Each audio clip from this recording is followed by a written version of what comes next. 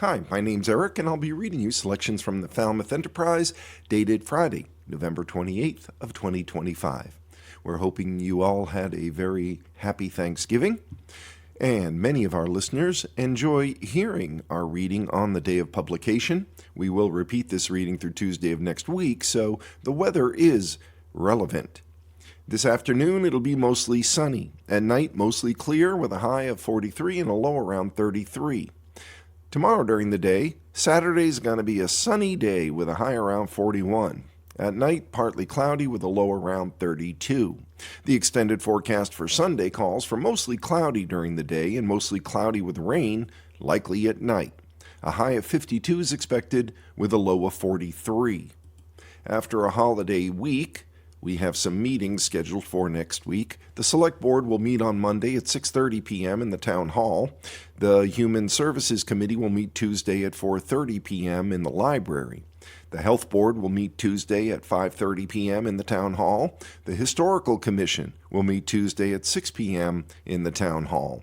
The Water Quality Management Committee will meet Wednesday at 4:30 p.m. in the Town Hall. The Bike and Pedestrian Committee will meet Wednesday at 7 p.m. via Zoom. The Conservation Commission meets Wednesday at 7 p.m. via Zoom. The Zoning Board meets Thursday at 6 p.m. in the Town Hall, and the Community Preservation Committee meets Thursday at 6:30 p.m. in the School Administration Building. And since there is a Select Board meeting, we will read the Select Board agenda. The Select Board is set to meet Monday, December 1st at Town Hall. The meeting begins at 6:30 p.m. with open session, a call to order, pledge of allegiance, recognition, announcements, and public comment. Then the consent agenda, licenses. Discuss and consider a vote to approve the application by Aquatic Brewing for a change of manager to its farmer brewer pouring license, located at 661 Main Street, Unit A in Falmouth. Number 2, discuss and consider the application of Bad Martha's Brewery for a change of manager for its farmer brewery, farmer winery pouring licenses. That's located at 876 East Falmouth Highway. Number 3, consider a vote to approve the application by West Falmouth Library at 575 West Falmouth Highway for a special wine and malt beverages license on December 5th. From 6 p.m. to 8 p.m. for the annual tree lighting. B. Administrative orders. Consider a vote to accept the donation of material and labor for Matt Sousa Parcel Dirt Roadway. Number 2. Consider a vote to authorize the Coastal Resilience Division, DPW, to submit a grant application to the State Executive Office of Energy and Environmental Affairs for an MVP 2.0 grant and sign a letter of commitment in support of the grant application. Number 3, consider a vote to accept a donation from the Marine Foundation to the Falmouth Fire Rescue Department in the amount of $500. Committee interviews. Interview and consider a vote to appoint committee members to the Energy Committee of Miles O'Brien and the Freshwater Ponds Advisory Committee of Matthew Long. Public hearings. Hearing to discuss, consider, and vote proposed changes in fees for 2026. Hearing to consider whether to enact a regulation that creates a new class of license, the annual general on-premises arts and cultural license, and to further establish the license fees for immediate effect. And C, consider the request to name the Green Pond Bridge for Sergeant Joshua Tipton. On to business. A, report from the Community Preservation Committee, a report from the Waterways Committee, and then a report from the Beach Committee. D, receive and discuss an update on the Surf Drive Beach Nourishment Feasibility Study. E, discuss and consider a vote to approve requests for proposals for audit services. F, consider a vote to execute a lease and management agreement for the golf facilities at the Falmouth Country Club located at 630 Carrot Shop Road to Soundview Golf. G, East Falmouth Library Design Update. H, announce April 2026 annual town meeting schedule. I, discuss and consider voting the 2026 Select Board meeting calendar dates. J, consider a vote to approve non-union wage rates. And K, proposed fiscal year 27 operating budget presentation. Minutes. Review and consider a vote to approve minutes of meetings October 27th of 25, November 3rd of 2025, November 13th of 2025, and November 17th of 2025. Town Manager's supplemental report comes next, then the Select Board reports. Future agenda items. Discuss seasonal communities designation. Discuss placement of conservation restrictions on remaining remaining Long Pond parcels, discuss correspondence and media inquiry policies, discuss retail cannabis dispensary license, LGBTQ plus sanctuary town, discuss walkability improvements, discuss creation of a conservation land survey or database, hear an update and discuss the Joint Base Cape Cod master planning process, discuss community forum on ICE and immigration issues, discuss current town website functionality and potential redesign, discuss 10-year spend on consultant fees, debt forecast discussion with the Finance Committee, and then discuss petitioning the state legislature for changes to the Chapter 40B law. Now back to the front page for the news. Safe harbor dispute puts town's 40B hearings on pause. Public hearings for both proposed Chapter 40B projects on the former Smithfield Farm property have been paused as the town makes a push to preserve its safe harbor status. Zoning Board of Appeals Chairwoman Suzanne Murphy announced at the board's meeting November 20th that the town has filed 2 appeals with the State Housing Appeals Committee, countering challenges brought by the developers behind the Sandwich Road proposals. "Well, we're appealing their appeals," Murphy told the meeting room, more than half full of abutters, many of whom have raised concerns about density and traffic safety concerning the 2 projects proposed at the Sandwich Road site. Zoning Administrator Noreen Stockman said the town submitted the appeal late that afternoon. Murphy added that the public hearings on the projects will resume once the Housing Appeals Committee rules on the town challenge, advising abutters to monitor upcoming agendas for updates. The town's move comes after learning that the developer of the second project has joined the challenge of the town's safe harbor status. A second letter from the EOHLC, the Executive Office of Housing and Livable Communities, states, just as an earlier ruling did as well, that Falmouth is no longer in safe harbor. The latest EOHLC letter, which was issued on November 13th, responds to a challenge filed by developer Falmouth Residential LLC, which has proposed 36 rental units on the site. The parcel sits adjacent to another proposed development on the former farm, 50 age-restricted homes for residents 55 and older. Both developers are seeking comprehensive permits under Chapter 40B and have now formally contested the town's safe harbor position. In both cases, EOHLC determined that Falmouth doesn't currently meet the safe harbor threshold. Safe harbor status gives municipalities stronger authority over higher density or zoning non-conforming affordable housing developments by limiting a developer's ability to override local regulations. Without it, zoning boards have less leverage to deny or condition Chapter 40B proposals. In an interview with the Enterprise, a representative for Falmouth Residential, William R. Cumming of Atwood Company, said abutters to the 2 Sandwich Road projects have set up a meeting with the developers on Thursday, December 4th at 1 p.m. at Town Hall. Cumming said he would make an announcement on the meeting that will grab much attention, but he declined to elaborate further what that announcement at the meeting would be. Cumming is also the principal for the 100-unit Green Villa project in Oak Bluffs, where a similar dispute unfolded. There, Cumming successfully argued against that town's safe harbor claim and was able to proceed with his 40B development. Falmouth's apparent loss of status stems from delays in obtaining building permits for the Easterly, a 300-unit affordable housing project at 375 Sandwich Road. The town had been granted conditional safe harbor July 29th of 2024 based on having 10% of its housing stock, counting the Easterly, on the subsidized housing inventory, known as SHI, and an approved housing production plan. That protection was expected to last until July 28th of 2026. However, EOHLC says the failure to issue building permits for all SHI-listed units within 1 year of zoning board approval caused the Easterly to fall off the inventory, undermining that basis for safe harbor. In its appeal to the state, the town is arguing that the state must keep in mind that the Easterly had appealed some of the 91 conditions the zoning board had attached to the comprehensive permit. This kicked off a lengthy mediation process. The town argues that the 1-year clock on the permit didn't start ticking until after the mediation process ended on April 10th of 2025. Therefore, the board's declaration of safe harbor with the town 40B projects proposed at the former farm was well within the 1-year deadline for issuance of a building permit, which doesn't expire until April of 2026. Stockman said she didn't know how long the appeal process might take at HAC, but said she expected the committee will be relatively efficient with the timeliness. Until the appeal is resolved, Falmouth Housing Trust legal counsel and executive director Laura Moynihan said housing production will be clouded with uncertainty. Moynihan said that applies to projects in the permitting process and projects trying to begin the permitting process. Director of Community Development Jedediah Kornock and Housing Coordinator Kimberly A. Fish were unable to provide further comment. Because the appeal is in active litigation, both referred the enterprise to Town Council Maura O'Keefe, who said she couldn't provide a public comment and doesn't know how long the HAC will need to reach a decision on the appeal. The next headline: Falmouth School Committee considers the future of fifth graders. Principals provide perspective, by Katie Nelson. As Falmouth prepares for a renovated Lawrence School and the eventual closure of Morse Pond, district leaders are weighing a pivotal question.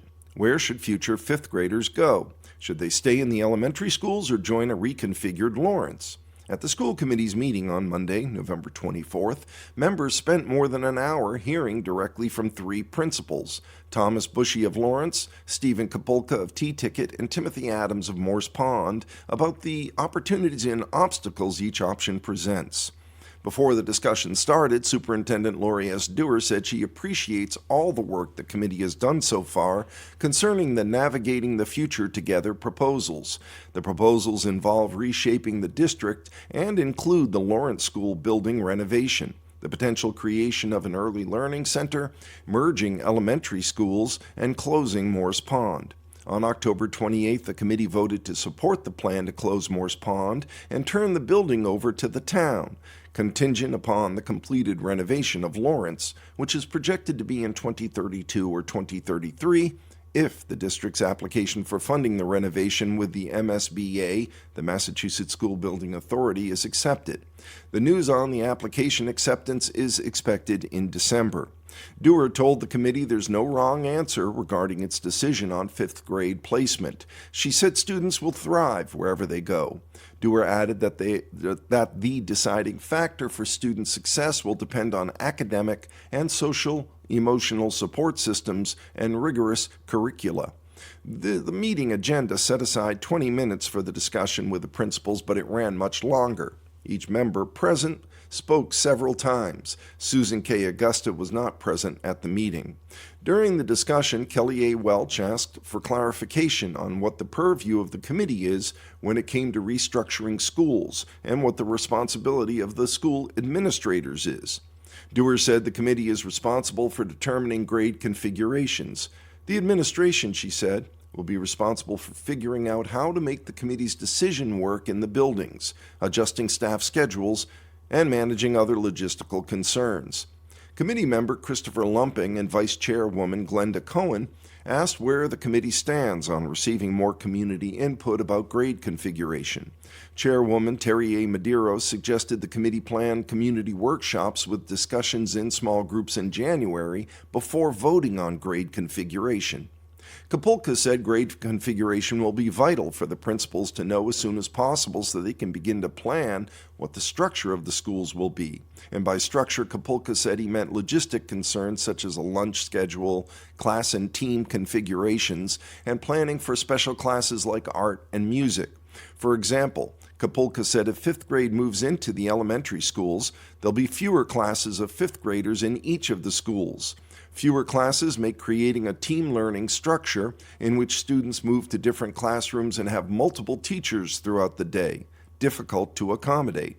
If fifth graders were to go to Lawrence, Kapulka said, having the whole grade in one school would make team learning structures an attainable possibility. Committee Secretary Melissa M. Keefe said she agreed with Kapulka and added parents are anxiously awaiting news on what grade configurations will be. She said the committee owes it to staff, families, and students to figure it out soon. Committee members Michael Halen and Katrina Nevins asked the principals if fifth grade could fit in the existing elementary schools, especially if one of the four schools becomes an early learning center, as proposed in Navigating the Future. The New England School Development Council, the NESDEC, Best educational uses of school facilities indicated that there is enough space for fifth grade in the elementary schools, Kapulka said. Nevins then asked if Adams thought fifth graders were developmentally prepared to go to Lawrence with sixth and seventh graders. Adams said adjusting to a new school building takes time for fifth graders, but they do adjust. He added that an advantage of the Lawrence renovation is being able to design the building with fifth graders in mind and open the school with a clean slate. On the subject of community input, all three principals said they have not received extensive feedback from parents regarding grade configuration. Kapulka said staff at T-Ticket have expressed a desire to share their expertise and to share more input with the committee and administration on plans for the future. Margaret Souza asked the principals about the challenges and advantages of the fifth grade students going to Lawrence or the elementary schools. Adams said that the fifth graders in the elementary schools would present a wide span of developmental stages and that there would be fewer accommodations for team learning, meaning again, classes moving between classrooms throughout the day with a home room and additional teachers for different subjects in the elementary schools. Adams added that having more classes per grade provides more options for structure. Kapulka said that the challenges involved with moving fifth grade into the elementary schools would be for the staff and administration. He said building a schedule would be difficult but doable. Souza asked about social and emotional support for students in the elementary schools and at Lawrence. Bushy and Adams said counseling teams and group interventions are currently in place at Morse Pond and Lawrence. Bushy said every school adheres to the district's model of multi-tiered systems of support, which provide group and individualized support for students who are struggling. Teachers, administrators, and counselors meet regularly to discuss student progress, challenges, and successes, Bushy said. Medeiros interjected, noting that the discussion had run past 9 p.m., when it was scheduled to finish at 7:20 p.m. She suggested the committee close the discussion for the night and move on to the remaining items on the agenda. The committee took no further action on grade configuration. The next headline in the Falmouth Enterprise of Friday, November 28th, Mark Bogosian purchases Red Horse Inn for $3.35 million by Lynn Hutchinson. Longfellow Design Build founder Mark Bogosian has added another Falmouth Heights property to his growing real estate portfolio, acquiring the historic Red Horse Inn for $3.35 million. The sale, which was finalized October 30th, was recorded under 28 Falmouth Heights Road LLC, which purchased the inn from RH Inn LLC. Bogosian did not return multiple messages left for him by the enterprise this week. Plans for the inn's future remain unclear. While the property has been operating as an inn for the last 77 years, it didn't start that way. According to past enterprise reporting, the Red Horse Inn traces its beginnings to 1933, when the building was built for Tekla Headland of Lynbrook, New York. Headland operated the building as the Bellows, a fashionable dining spot, until 1945, when she suffered a cerebral hemorrhage and retired. Ownership briefly shifted in the early 1940s. The property was sold in 1941 to Charles P. Colligan, who had moved to Falmouth from Watertown. Colligan sold the restaurant within a month of purchasing it to William J. Dukas. The property opened up as a hotel and took on the Red Horse Inn name on June 19, 1948, under the ownership of John Sheehan of West Palm Beach, Florida. Insulation, hot water heating systems, and oil burners were advertised as assurances that the long season will be comfortable. The old kitchen of the Bellows restaurant was turned into a dining room. The former dining room was turned into bedrooms. 4 years later, in 1952, it was purchased by Raymond J. Duffy, who continued operating it as an inn. The inn entered a long period of stability beginning in 1956 under Robert J. Cashman. Robert Cashman initially purchased the inn with his brother Thomas and later became the sole owner.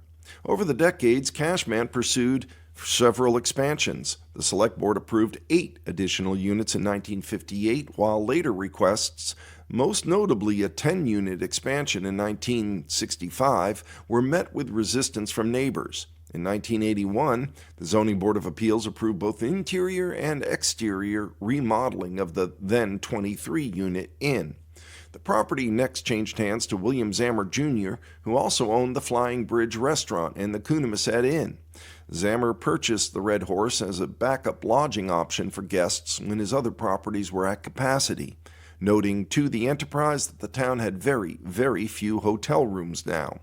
But within weeks of acquiring the property, Zammer shifted his attention to a new venture, and as a result he sold the Red Horse Inn in February of 2003 to Robert and Alicia Fredette, longtime employees of the inn.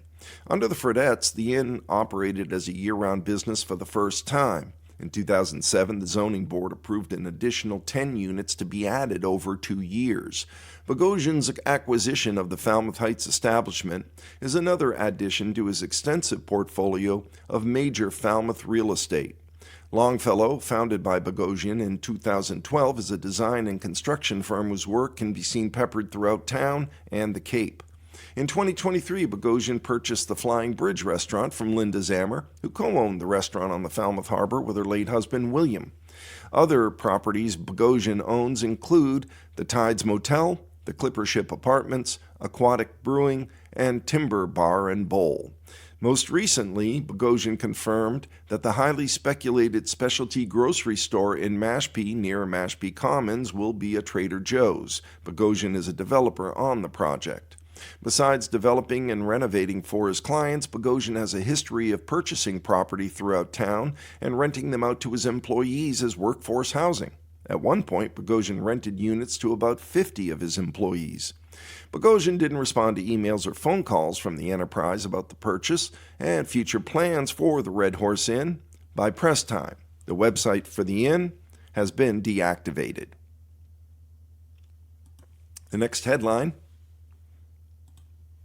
Falmouth Academy buys Main Street Manor to house new weekday boarding program, by Katie Nelson. Falmouth Academy has purchased the historic Captain's Manor Inn on West Main Street in Falmouth to serve as the future dormitory for its new weekday boarding program, scheduled to begin next school year. After renovations, 12 to 15 high school students will live at the property Monday through Friday. The property is less than a mile from the school's Highfield Drive campus. Students will benefit from the best of both worlds, head of school David Perry said. They'll gain independence during the week, structure and support in the evenings, and the ability to return home on weekends for family life, hometown teams, jobs, and community commitments. The inn was built in a New Orleans style by Falmouth native Albert Nye in 1849 as a wedding gift for his Louisiana-born bride, Henrietta Forbes. Once called Mostley Hall, it's considered to be the first summer home in Falmouth. The previous owners, Randolph and Patricia Loban, purchased the inn for $2.4 million in 2018. The 2025 town valuation of the property is $3.1 million. Falmouth Academy officials declined to say how much the school paid for the property, but did call the program a significant investment. Perry and his wife Claire, who both have boarding school experience from the Northfield Mount Herman School, will live in a staff apartment behind the inn. A second apartment will house another staff member. Additional employees will be hired for supervision, security, and food preparation. Tuition, room, board, and transportation for boarding students are expected to cost about $56,000 per year. Admissions Director Sarah Knoll said demand is strong among families with long commutes, including students from Martha's Vineyard, Nantucket, Pembroke, the Mid-Cape, and Mattapoisett. Boarding could also allow the school to expand its recruitment radius from 1 hour to 2. Extending the school's reach, Perry has said, will allow more students to study at Falmouth Academy, increasing the diversity of the school. An information session is scheduled for Tuesday, December 9th at 9:30 a.m.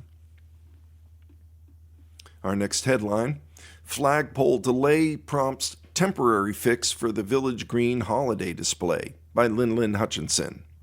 Department of Public Works crews began installing decorations for the Village Green's holiday display this week, but the new 60-foot flagpole, originally slated for placement in late October, is unlikely to be installed in time for the lighting of the Village Green on December 6th. The The flagpole has long served as a centerpiece of the festive display, with string lights radiating from its top to create the green's iconic holiday tree. But the old wooden pole was removed September 23rd after rot was discovered at its base last November, just before that year's holiday display was installed. Tree warden and park superintendent Jeremiah Pearson said a new $48,000 aluminum pole was ordered and had been scheduled for delivery around Halloween.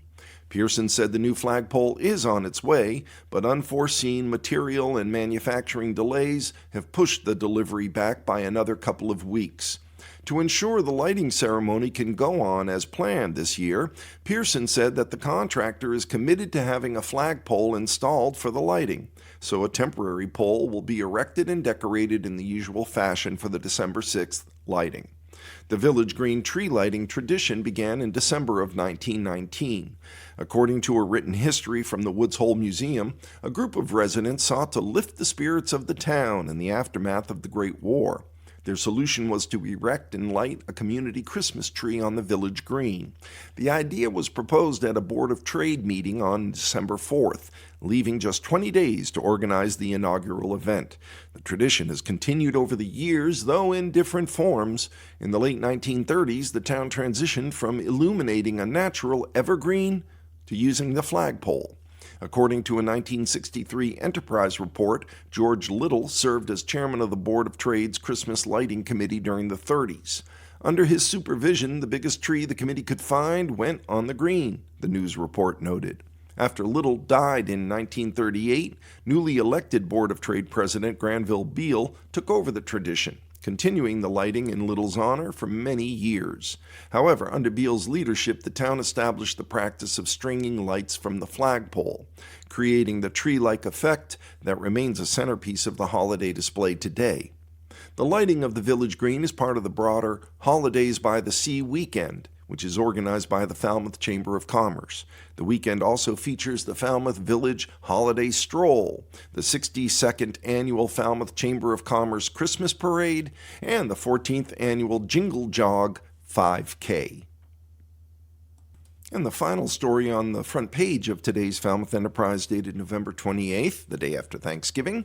Preservation Committee backs Taft's Playground, rejects Cape Codger's request. Also delays vote on West Falmouth Library, by Lynn Hutchinson. With the conclusion of November town meeting, the Community Preservation Committee is already at work reviewing requests for the April warrant, recommending 6 of 8 funding applications. One application did not gain committee support, while a vote on another was delayed for additional review. The most intense discussion of the committee's November 20th meeting centered on a $650,000 request to replace Taft's Playground in Woods Hole. The playground, which was built in 1991 in honor of Taft L. Morris, is no longer compliant with the American with Disabilities Act and has multiple safety issues. The project's design process and the extent of community involvement quickly overshadowed the funding request. Woods Hole Community Association President Catherine Bumpus objected to the rendering that was submitted in the application, saying it lacked community input. She also expressed discontent with Chairwoman Sandra Cuney's summary of the application, which suggested that funding needed to be approved before community outreach. "That's not my impression at all," Bumpus said, as it conflicts with the Select Board's October 27th directive for robust neighborhood engagement when it voted to support the application. "My impression is that we are going to try to come to town meeting with a proposal that the community supports." Assistant Town Manager Peter Johnson-Staub stepped in to clarify that engagement is underway and that the whole design's on the table. The rendering included, he said, was a concept to give us a budget, and revisions can be made without additional design cost as long as the final plan stays within $650,000. "If we reach consensus before town meeting, great," Johnson-Staub said. He added that the intention is to get as far along as possible.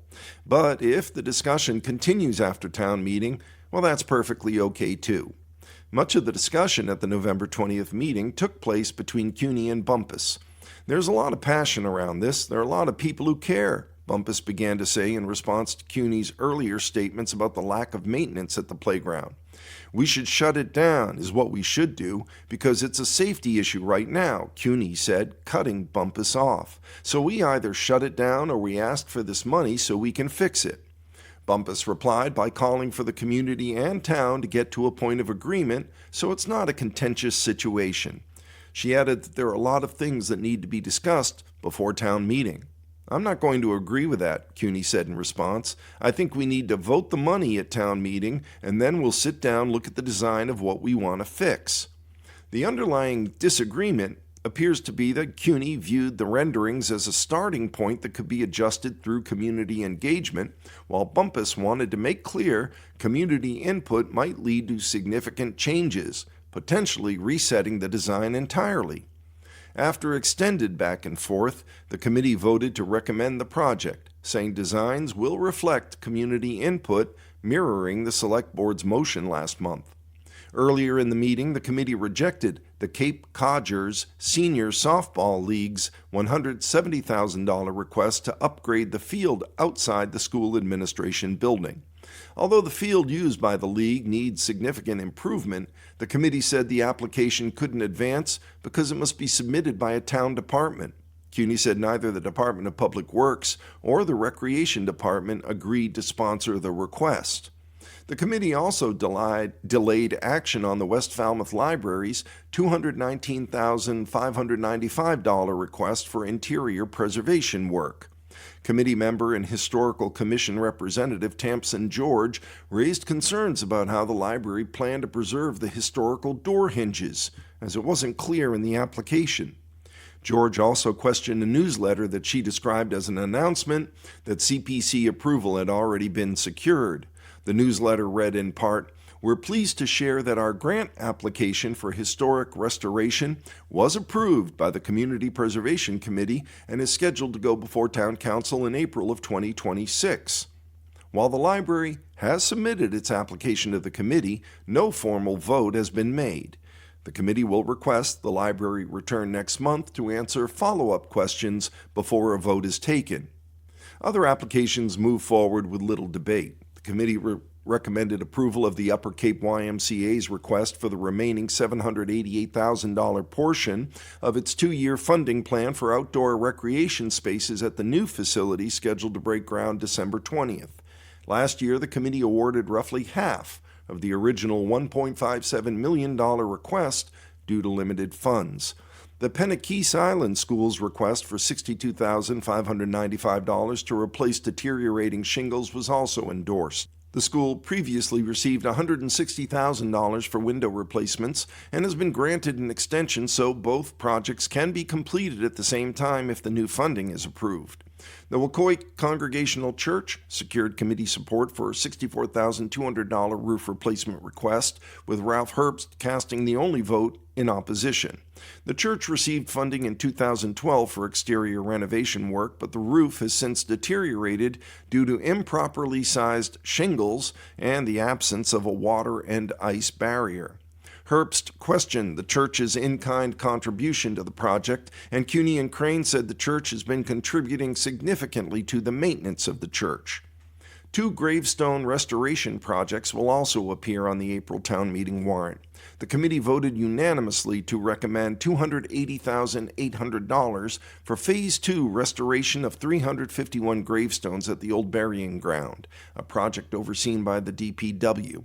A second request for $16,578 to restore 54 gravestones at Oak Grove Cemetery was likewise approved.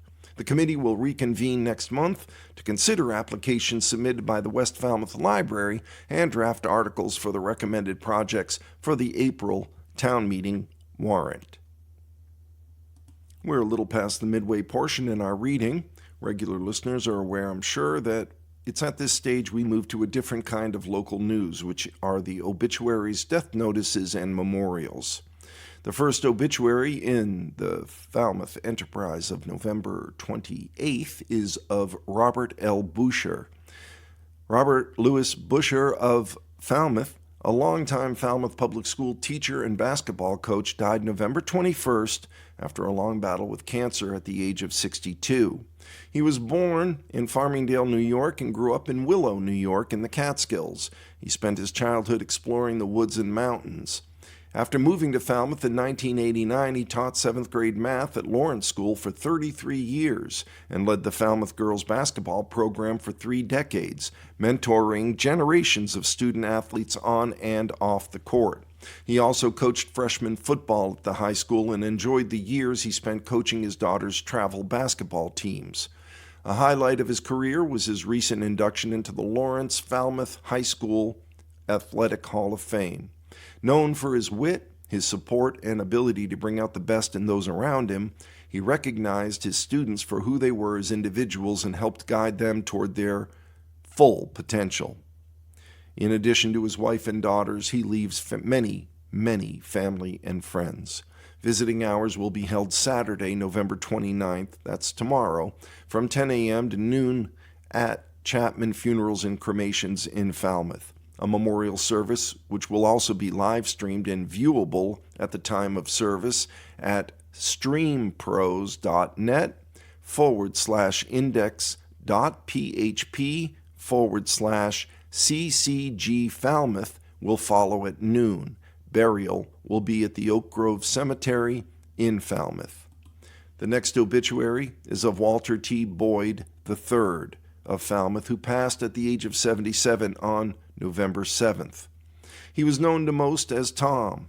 He was born in New Hampshire, and he lived his life between the Outer Cape, Colorado, and New Hampshire, spending his later years in Falmouth with his wife, Martha. From a young age, he had a love for boats, cars, and hockey.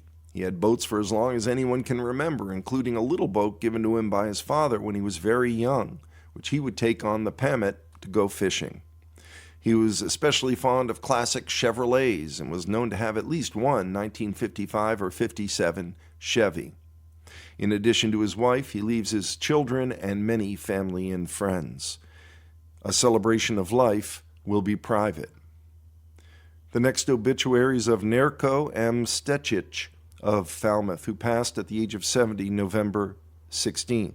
Born in Catania, Sicily, in Italy, he co-owned Mario's Bakery in West Yarmouth with his brother, Mario Stecic, from 1974 to 1989. He also attended law school in Florida, received a real estate license. Services were held November 25th in Mashpee and Cotuit. The next obituary is of Mary J. Foley of Franklin, formerly of Mashpee, who passed at the age of 93 on November 19th. She was born in Jamaica Plain and was the 5th of 6 children. Together they spent time at the Arboretum and enjoyed family trips to Whitehorse Beach. Settling in West Roxbury, they enjoyed hosting family during the holidays. As her children got older, she returned to the workforce. She continued working for a period after her husband died in 2001 and briefly resided in Mashpee before finally settling in Franklin. She leaves many family and friends. Services were held November 26th. The next obituaries of Carol and Clem Cronin, who passed on November 12th after battling cancer for more than a year at the age of 67. A celebration of life service will be held Saturday, December 6th at 2 p.m. at the Winchester Unitarian Church in Winchester. The next obituary is of Arthur P. DiRienzo, who passed on October 28th at the age of 87. He had been a Woods Hole resident for many years. The son of Dominic and Sue DiRienzo, Arthur was born in Erie, Pennsylvania in 1939. He attended the Cleveland Institute of Art and the Ivy School of Professional Art in Pittsburgh. He worked as a cement finisher and plasterer. He was a member of the Woods Hole Yacht Club for 30 years, and he also owned a 32-foot sailboat in Great Harbor he later lived on year-round. He enjoyed music ranging from opera to gospel and was a season ticket holder at Sealock, the college light opera company. Art was very generous, sharing knowledge of his skills, and was always there to help his friends. No services are noted. The next obituaries of Barbara Kanelopoulos of Falmouth, who passed on November 21st at the age of 95. She was predeceased by her husband of 55 years, Christos, and their daughter, Anastasia. She is survived by many family and friends who will miss her dearly. Barbara devoted herself to public service through elected office. She represented Precinct 2 for 12 years as a town meeting member, serving as both captain and deputy captain. She approached this work with the same thoughtfulness and integrity that guided every aspect of her life. In lieu of flowers, the family invites you to honor her spirit by opening yourself to new experiences, striking up a conversation with a neighbor, or exploring an idea that expands your world. Small acts Barbara saw as pathways to understanding one another more deeply. A celebration of Barbara's life will be held at a later date for family and friends. The next obituary is of Delmo Ferrari, who at the age of 92 passed on November 22nd. He was born in Taunton and attended Taunton schools. He served his country during the Korean War while in the U.S. Navy. Thank you, Mr. Ferrari, for your service. He was the owner and operator of Dell's hairstyling and cutting salon in Taunton for more than 20 years. Later in life, he moved to Falmouth, where he lived for over 25 years. He loved Falmouth and relaxing in his yard. He loved to work in his garden. He enjoyed dancing, watching old movies, and shooting, and especially playing golf, traveling to Italy to meet and visit his cousins. He was a funny guy with a warm smile, always making people laugh wherever he went, be it the post office, the bank, or his accountant's office. He is survived by his longtime friend of over 45 years, Kathy Whitebread of Chatham. Funeral home visitation will be held at the O'Keefe Wade Funeral Home in 70 Washington Street, Taunton, on Monday, December 1st, from 10 to 11 a.m., with a funeral service at 11 a.m. His burial will be in the family lot in St. Francis Cemetery in Taunton. Any donations in Delmo's memory may be made to the Wounded Warriors Foundation. The next obituary is of Dr. Frederick Van Buren Lawrence, Jr., who passed on November 14th of 2025 at the age of 87. Formerly of Woods Hole, Falmouth, and Urbana, Illinois, he passed peacefully on November 14th, surrounded by his family. He was born in Hyannis, May 16th of 1938. He was raised in Woods Hole in Falmouth, where his early life was shaped by the people and landscape of Cape Cod. He is survived by his brother Macy and many family and friends who will miss him dearly. There'll be a celebration of Fred's life at the Wacoit Congregational Church on Saturday, November 29th at 3 p.m. All are welcome. The following residents, former residents, or family of residents of Bourne, Mashpee, and Sandwich recently passed. Catherine L. Judd, 64, of Mashpee, died November 18th. Sarah E. Polito, 79, of Bourne, died November 14th. And Beryl M. Watka, 90, of Charlton, died November 20th. And that concludes the obituaries, memorials, and death notices that are listed in today's Falmouth Enterprise, dated November 28th of 2025. Now is a good time to remind you that if you miss any of the information that we shared, dates, funeral dates, visitations, etc., you can always go to audiblelocalledger.org, a fully disability-compliant website. Click on the Listen tab, and you can catch up on any of the news that you might have missed. Click on All Reads to the Blind, and you will find 150 readings there in chronological order, so you can catch up on anything that you might have missed.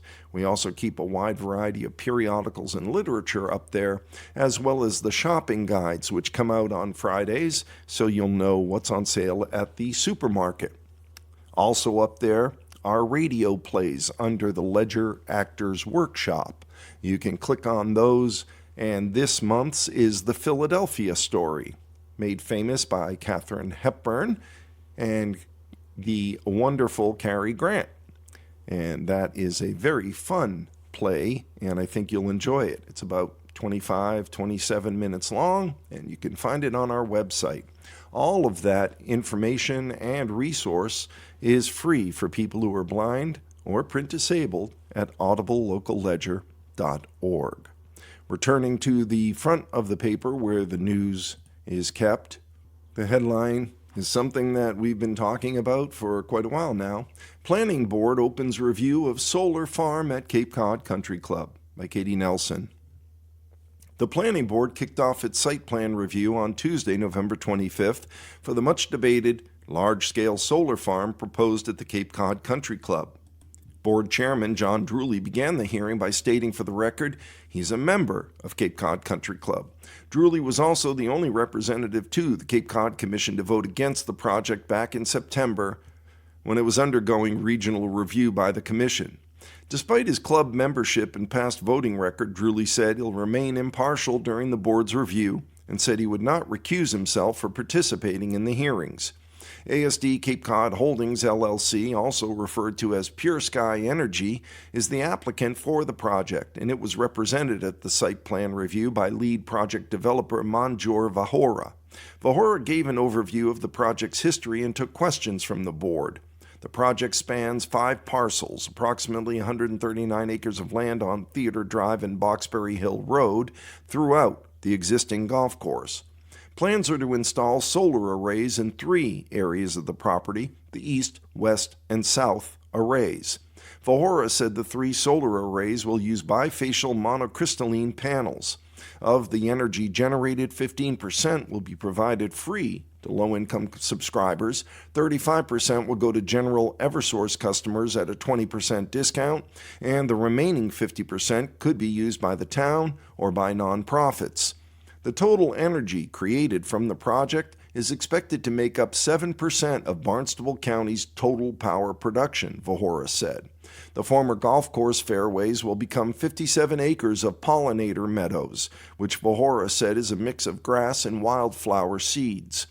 Also, 55 acres of the property will be permanently placed into conservation. Pure Sky will be preserving turtle nesting habitats and a community sledding hill. The panels themselves, Vahora said, are bifacial and take in light from above and reflected light from below. They tilt to follow the sunlight and range, depending on the angle, from 8 feet to 11 feet high. Vahora said Pure Sky is taking measures to mitigate the view of the arrays from the road. Vahora explained that earth berms and wildlife habitat restoration will eventually block the view. He added it will take between 3 and 5 years for the plantings to grow tall enough to fully obstruct the view. Drainage basins for stormwater management are also planned throughout the property to catch runoff before it enters Coonamessett Pond.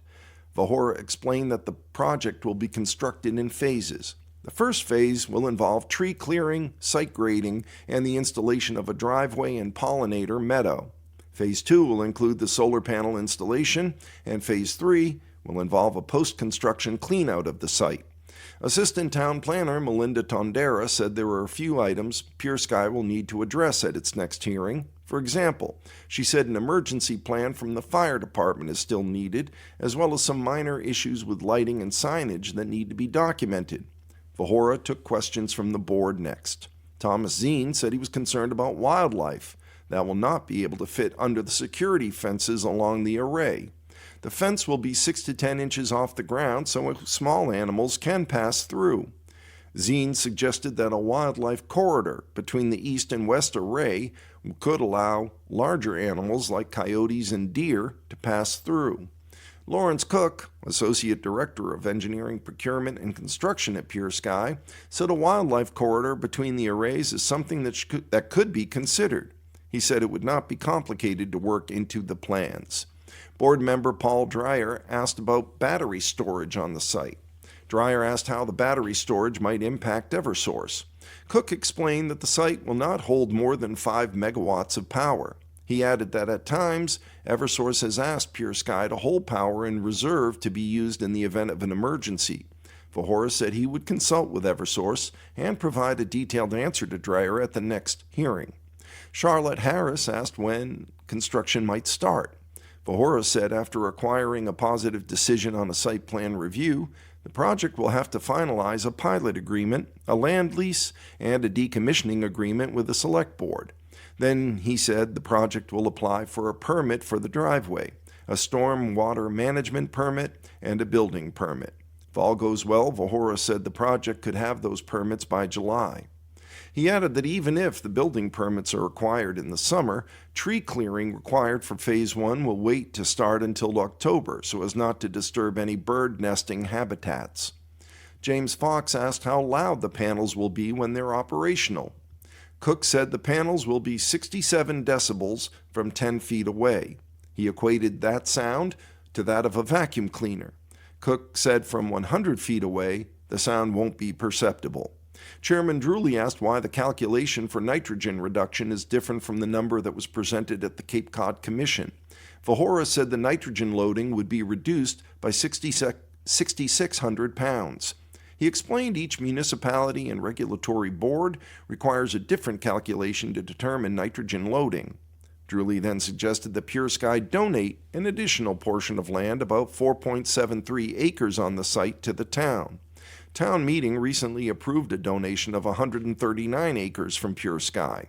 Legal representation for the project, Matthew Terry, responded to say, Pure Sky has no plans for the 4.73 acres but is open to suggestions.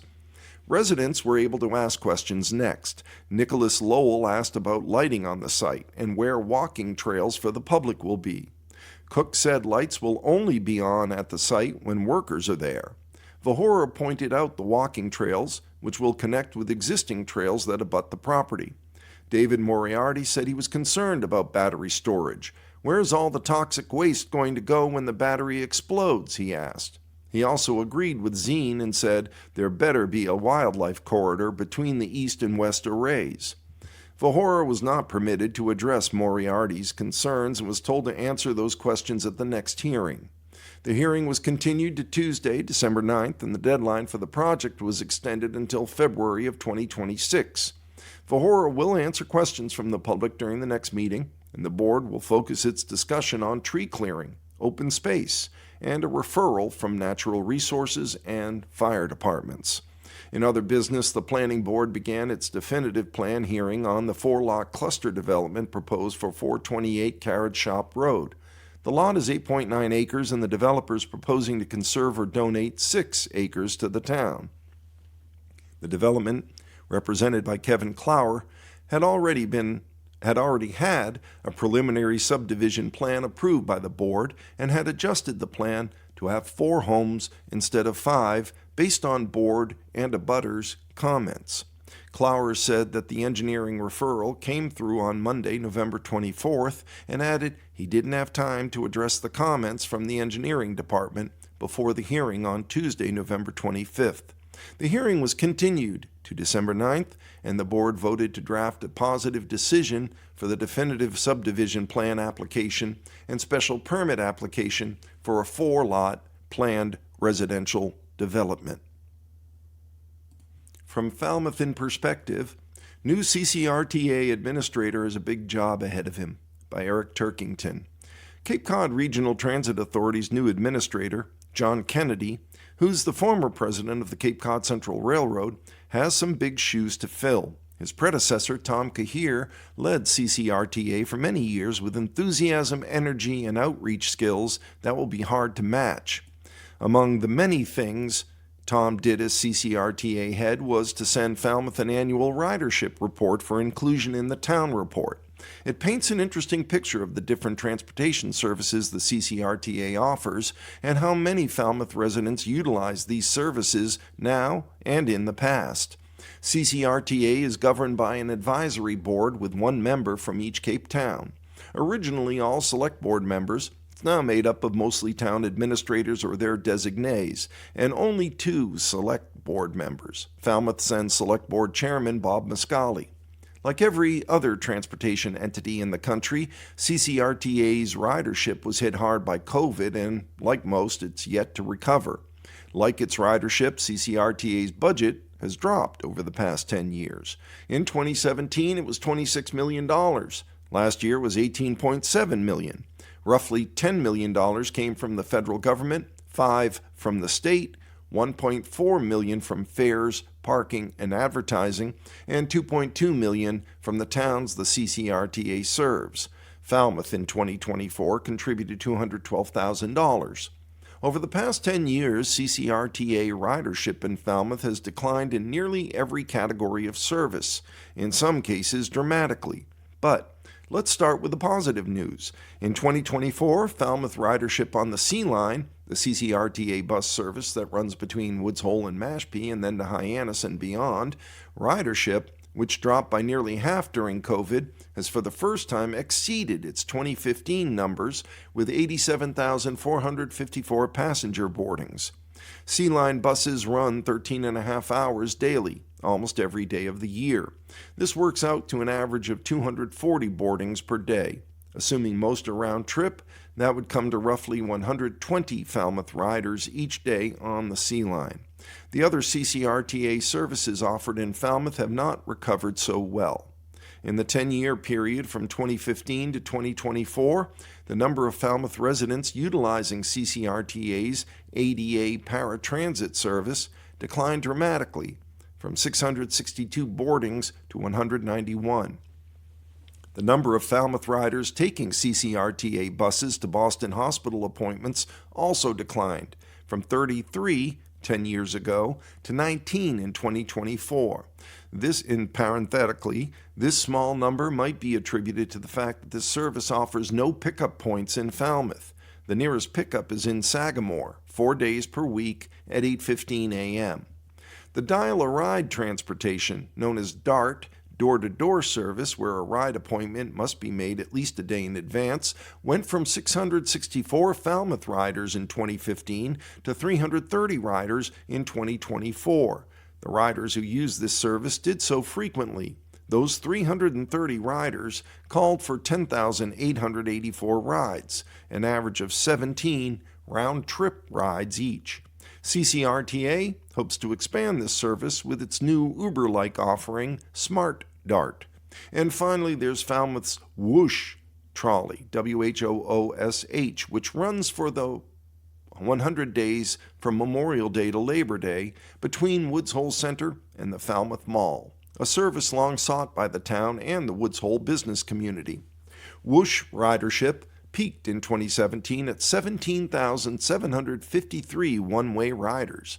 It dropped to 4,780 during COVID, and it only partially recovered by 2024 to 8,319 boardings. Since almost all riders need to go both ways, that comes to roughly an average of 41 round-trip passengers per day.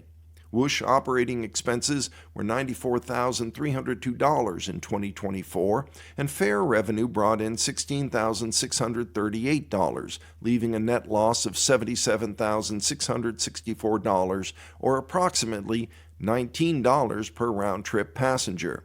One reason for the current low ridership may be a reduction in hours that were implemented some years ago. Whoosh used to run until 10:30 p.m. on weekends to accommodate Woods Hole restaurant goers. Now the last trip out of Woods Hole is at 8 p.m. Editorial note: Eric Turkington, a retired attorney and former selectman, represented Falmouth in the State House of Representatives from 1989 to 2009. And with that, we've come to the end of our reading of the Falmouth Enterprise for today, Friday, November 28th of 2025. We hope you all had a very happy Thanksgiving. This is your reader, Eric, saying be well, be safe, look after each other, and remember our veterans, especially those we've lost recently. Bye for now.